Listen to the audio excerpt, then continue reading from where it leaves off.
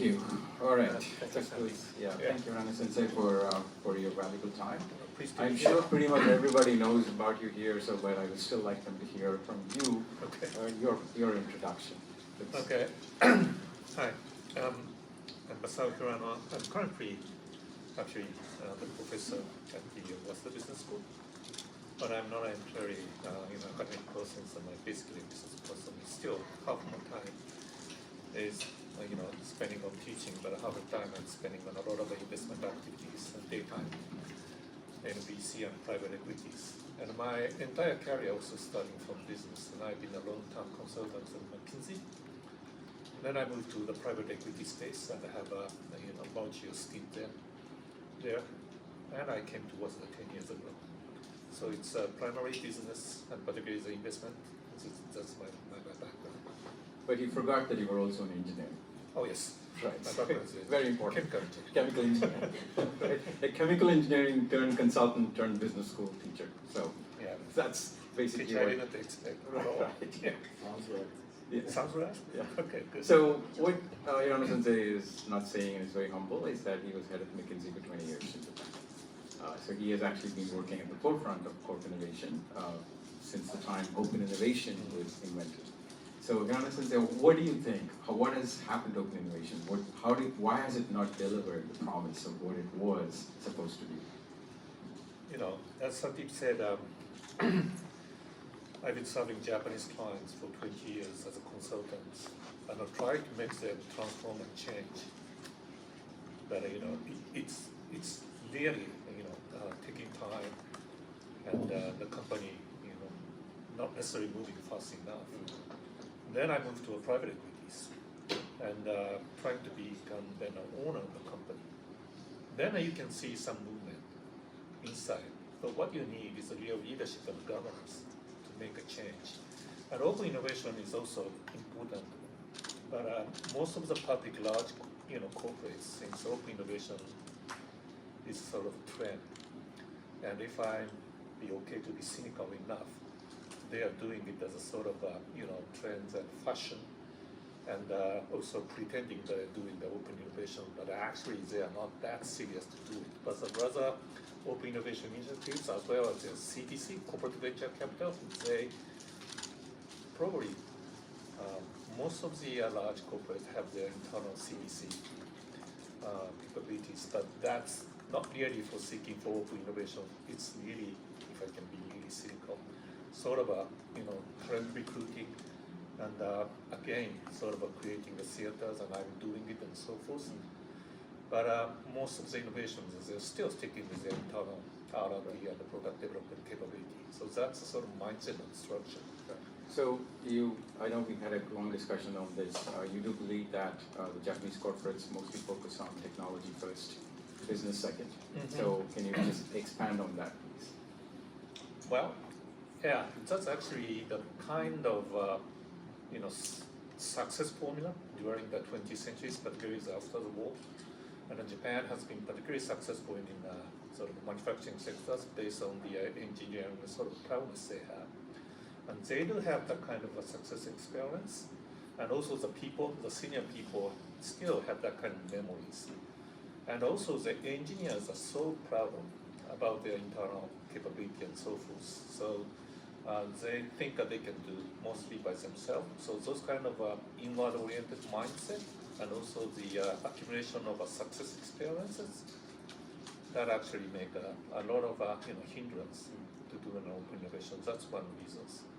So you also feel that you just added to a certain extent. You said that it's not invented here syndrome. Not invented here syndrome is quite significant. But there are also, if we assume the open innovation is teaming up with a startup and seeking for the joint innovation and so forth, there are also a problem on the startup side as well. It's not about the individual companies, but there aren't so many sort of strong, appealing, attractive startups in Japan. And it's growing, but many of them are sort of a business model based startup as opposed to a really deep tech type of things. And so still from the large, particularly the manufacturing or engineering companies, there aren't so many attractive sort of targets to team up. And the real reasons behind it is a kind of a structural societal issues. Still, I would say a large portion of engineering and scientific talents are contained in the big companies. And still, there are limited flow of those sort of talents in the startups and entrepreneur front. We see some sort of positive trends in top universities like Toronto and so forth. But it's still, compared with the other countries, particularly in the US, the talent distribution is still skewed toward large corporates. That's also another reason.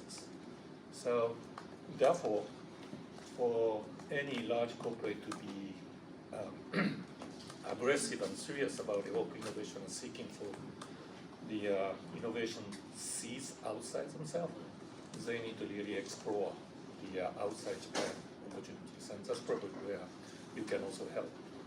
So you actually did touch on it a little bit, but let's go a bit deeper.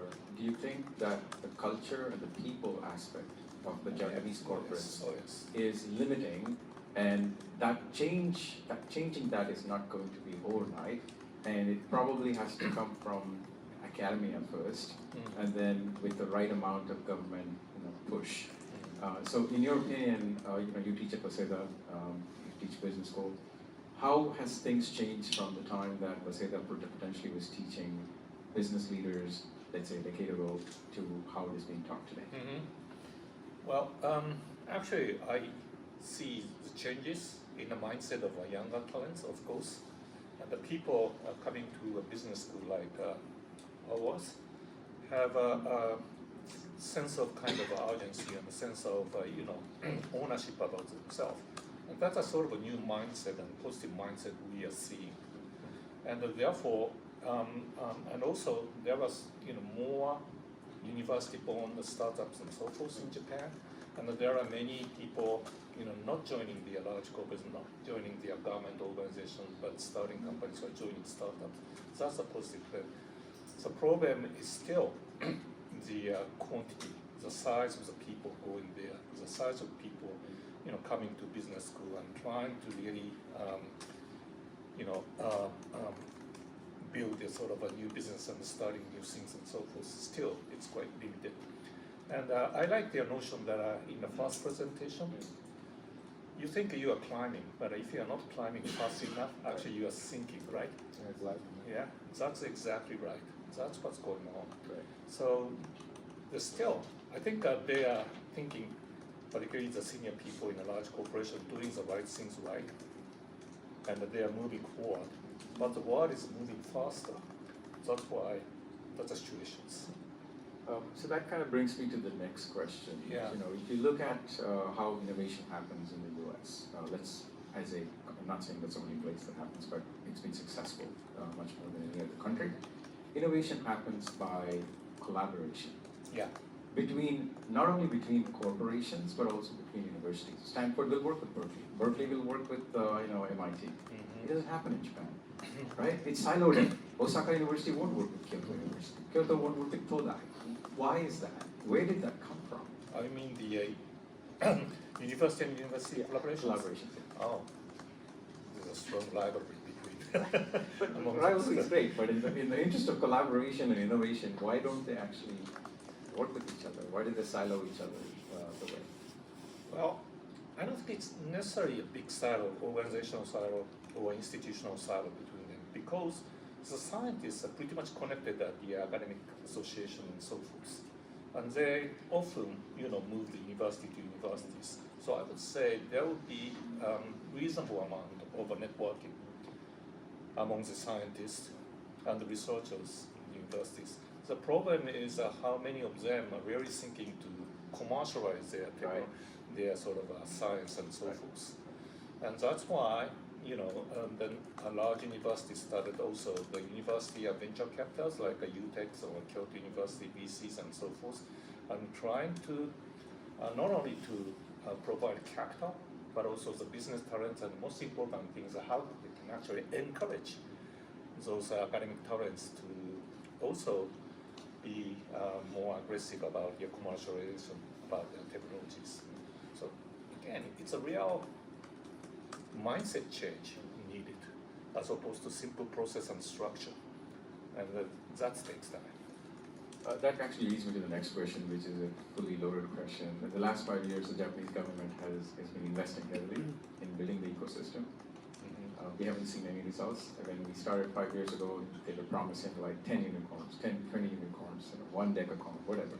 And it has not really panned out. What is your impression on what has happened that has led to mainly startup tourism? Well, there is a structural constraints, particularly for startups to become, unicorn or even decacorn, because of the size of the market and the growth of the, domestic market itself. And as long as you're focusing your business inside the domestic market, well, it's quite natural as a starting point.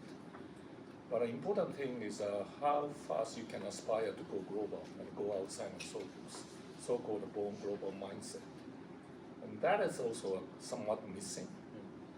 And again, it's a capability and the experience reasons, but also the mindset reasons. And the reasons I appreciate the initiatives and the businesses that you're bringing here is trying to connect those, global mindset and global resource and human assets, and make the Japanese engineers and talents and so forth have much more confidence and much more sort of positive mindset to go global as well, and that they can do it. And that kind of encouragement and significant and realistic support is quite important. So changing subject a little bit, you speak to a lot of the corporate CXOs. As some of you are advising, some of you you're just friends with. What are the massive challenges they're facing, and how are they planning on overcoming them? Well, I do regular sort of survey among the business executives. Not necessarily all CXO, but so-called the Sikoyaku level. It's still a corporate leaders group. And I ask the level of a sense of urgency among themselves for change, the company, to change the business, and create innovation and transformation. Every year, I did it over the last 10 years. Every senior person in Japanese company says that sense of urgency, sense of emergency is so high, but they don't move. Then I ask the personal question to them: are you happy today? 90% of people say, I'm happy, and I'm happy to be working with them. So it's all again it's a harsh probably expression, but it's kind of pretending to be, serious, pretend to be kind of feeling the sort of, urgencies. But in reality, they don't feel that because they are salarymen. Right? They don't have to take risk, right? Rather, they care for peacefully exit, peacefully retire from the company. That's the problem. So that actually is a systemic problem, right? Because most of the time the CEOs of large companies they come into a position of CEO as a reward for being with the company for 36 years. So how can we change that so that talent is actually what establishes leadership rather than seniority? Therefore, it's interesting. I respect the Japanese large corporates and their sort of businesses, of course people. But the problem is, the slowness that we've been discussing. And it cannot change from bottom-up way. It's really should be their leadership challenge, and it's really the sort of a top-down changes necessary. And another problem of Japanese companies is making change. They don't create those kind of strong internal forces to make a change. They need external forces. One of them is activist investors. They come and they start pushing Japanese companies. And they know inside Japanese companies there are assets, there are technologies, and there are people. But simply the management is too slow. That's why they started to sort of kick in those channels. Even the government are very much concerned. That's why in the last 10, 15 years, they introduced a lot of forcing mechanism like a corporate governance code, introducing outside board members, and shareholder value orientation. All those things is basically aligned toward move and make a change. Otherwise, again, you are thinking. So it's coming, and we are seeing some positives, but again, coming back to it's still slow relative to the change of the world. You teach a lot of young people, Yeah. the new leaders, upcoming leaders, Yeah. and you've also taught a couple of old leaders that are in positions of power today in a lot of these corporations today in Japan. Yeah. What have you seen that is different from the old guard to the new young generation that's coming up? Well, it's always true. The younger people are much more, aggressive and have higher aspirations, and they really would like to, achieve something meaningful. But it's always also true as they are aging. They tend to become quite conservatives. And whenever I talk to the group of senior people in Japanese companies, they are all good people working for all good companies. But what I always say is good is the enemy of great. Good is the enemy of great. If you are simply satisfied with your sort of reasonable life, reasonable career, working as a sort of good company, everyone knows, big name, and so forth, and you feel happy, then it's the end of change, end of growth. That's why good is the enemy of great. You need to aspire to be great, and the companies should aspire to be a great company. There are so many good companies in Japan, and there are so many good people. We need more sort of aggressive, great people. That is a challenge. Yeah, the other challenge, I think, which is Japan's trying to change, but it is not fast enough, is women in leadership positions. And there seems to be a glass ceiling when it comes to that. Well, we have a prime minister now. Well, okay, one out of like many. That's a start, although I give it to you. Yeah. But systematically, how can we break the glass ceiling? How can the women break the glass ceiling? Well, we should ask the women here. But they will basically, okay, well, let's ask the women here. So I think that's a very interactive discussion. Well, again, Japanese, companies are majime, very serious. And if everyone starts talking about we need to promote more women and we need to have, more women leadership, well, they discuss seriously and they introduce a lot of measures and so forth. And they measure the progress by the percentile of women in each sort of stage, right? The problem is the actual business management and whose actual decisions-making process. And sometimes important decisions-making not made in a sort of open, meeting, but rather in a closed meeting, rather in a more sort of a tacit way of communication and so forth, particularly among the men societies. Sometimes even in the golf clubs and so forth. And that's actually also the relationship building still. It's changing, but still you need to have a lot of, entertainment, going dinners, going golf and so forth, for you to really develop the good, meaningful relationships. That's It's a problem. yeah, invisible, but a real problem. So again, it's a changing mindset and changing behavior. That's why introducing a simply, sounds good initiative, sounds good mechanisms, and start monitoring, that doesn't really reach to the core problems. Right. Yeah. It's a changing subject a bit. We have seen the explosion of AI in pretty much every industry. Yeah. Mm-hmm. in your opinion, because you do speak to a lot of these leaders in Japan, how has AI been accepted or threatened? That's another trend and fashion. Yes. It used to be, ESG, Right. GX, and DX. Now it's AI. Right. Everyone says AI is coming and AI is important and creating a specific task force and teams or even divisions for AI. And but really introducing the AI to fundamentally reshape their operations, the business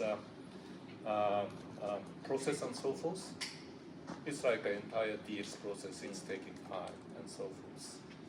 And that's always the case, which, I hate to say, but that's always the case. But nevertheless, AI, I'm sure, will change dramatically. And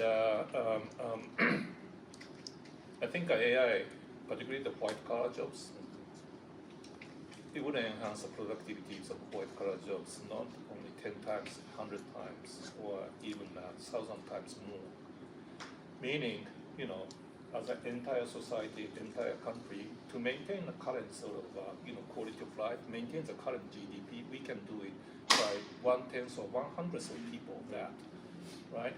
In the future, there will be a few really talented people creating values and leveraging AIs, and other people are not necessarily, I hate to say, but relevant. I watched the YouTube videos recently, Elon Musk and Jason Fung showing up on the Saudi Arabia's conference, and the US Saudi now creating alliances in AI development. The formula is simple. The Saudi would provide the energy, Right. and the US is providing the AI thinking powers. But Elon said that in the future, the work would be optional. And so not everyone have to work and so forth. It's becoming optional.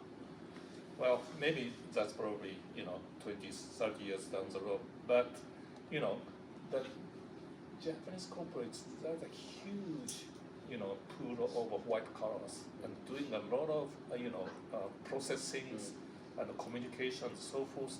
That is an area exactly the AI can enhance the productivity itself. So the potential is so high. And I think it would gradually penetrate into it. Yeah.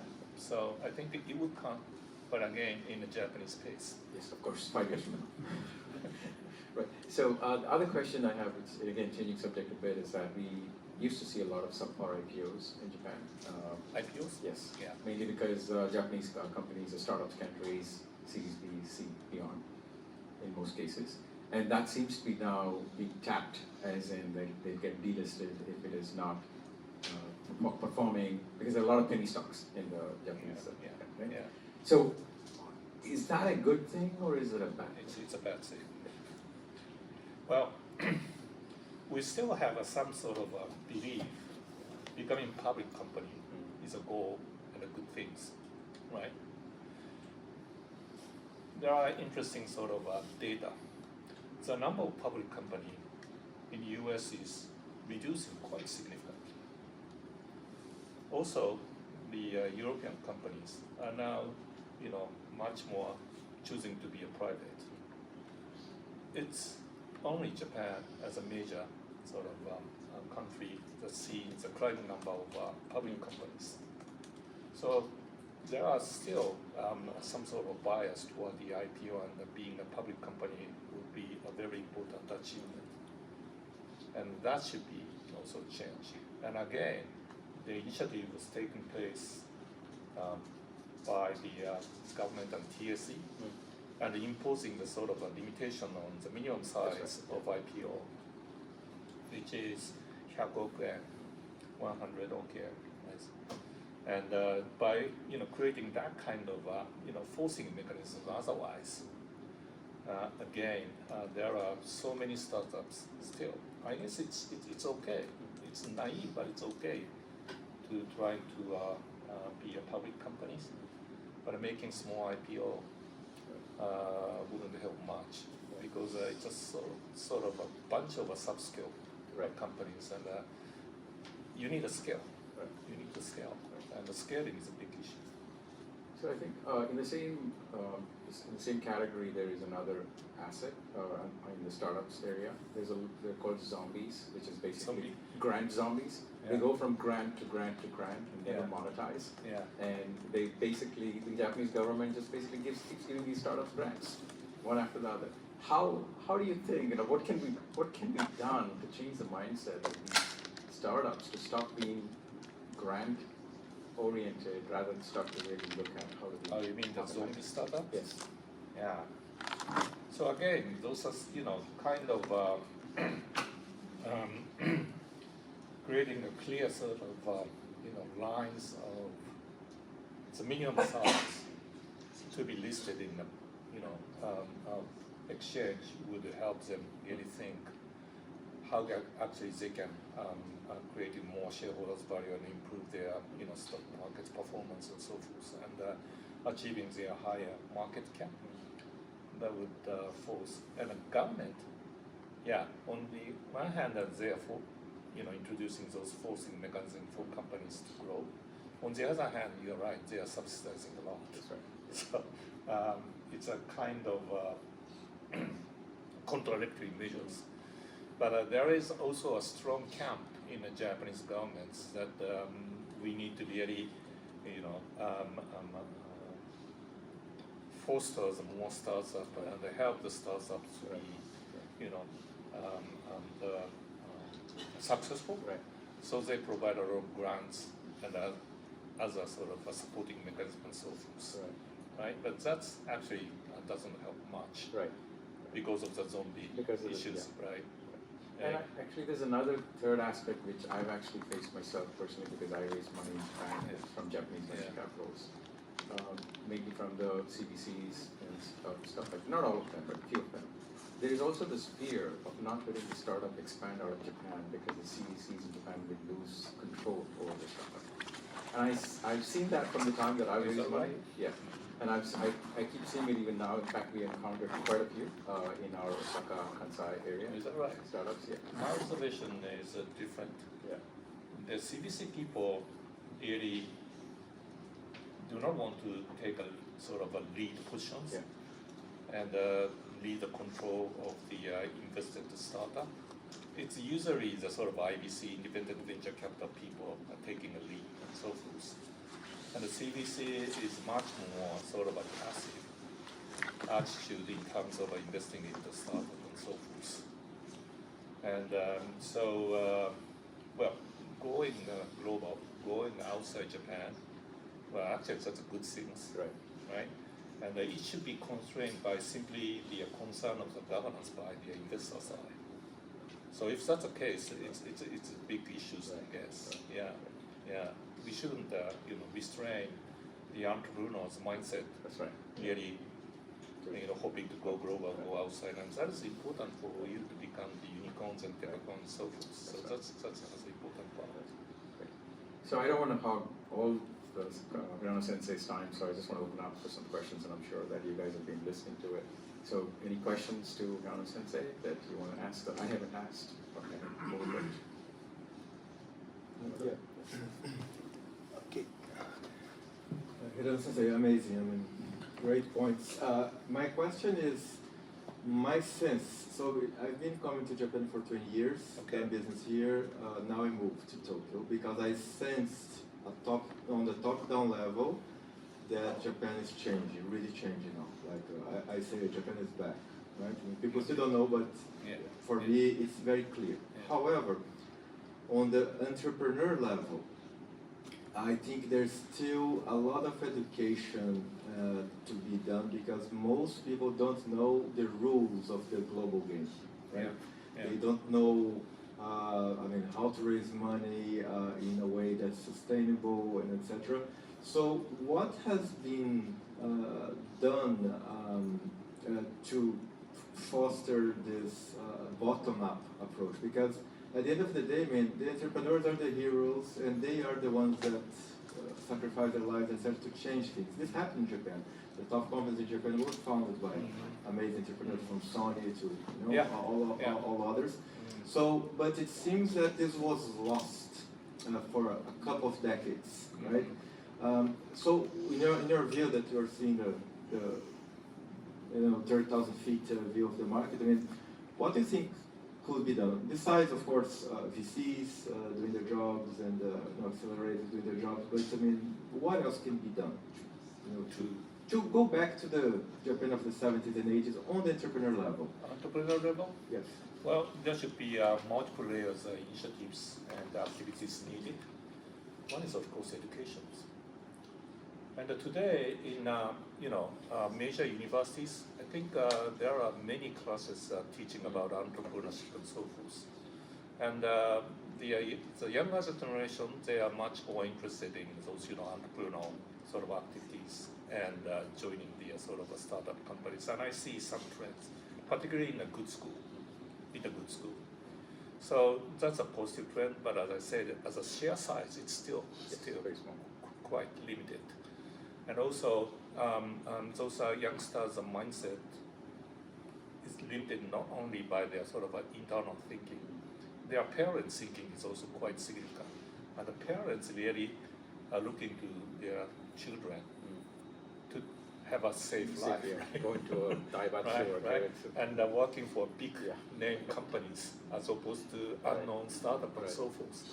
And that's also, seriously restricted the sort of, the movement of people and so forth.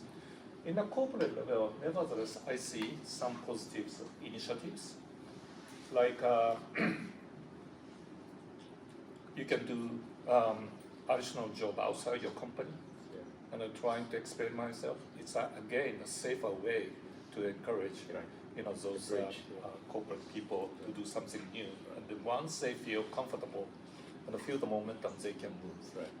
Also, some companies, like good companies like Sogo Shosha, starts providing the sort of round-trip tickets for people to go, start up, join the foreign startups and so forth. And if they are not, feeling well and doing well, they have a ticket to come back. So it's a safety net. なんていうか非常に丁寧っていうかやりすぎなんだけど。But senior people also, including the governments, would like to create a kind of mechanisms and system to encourage also the younger people to think much more positive about being entrepreneurial and joining startup and so forth. Yeah, actually, this is a real story. One of my startups that I did in Tokyo, I had to convince my co-founder's wife to let him quit the company and join me. Right, that took 6 months to convince him. So, Everyone is basically in Japan. It's not that things that are comfortable and happy inside Japan, and that's a good thing, but not necessarily good things for company to make a change, the country to make a change, and having some sort of sense of urgency is quite important, and for us to have that kind of sense of urgency, growing mindset is that people should know about what's going on outside Japan, and really, feel really touched and so forth, and feel excited about it as opposed to, feeling sort of scared.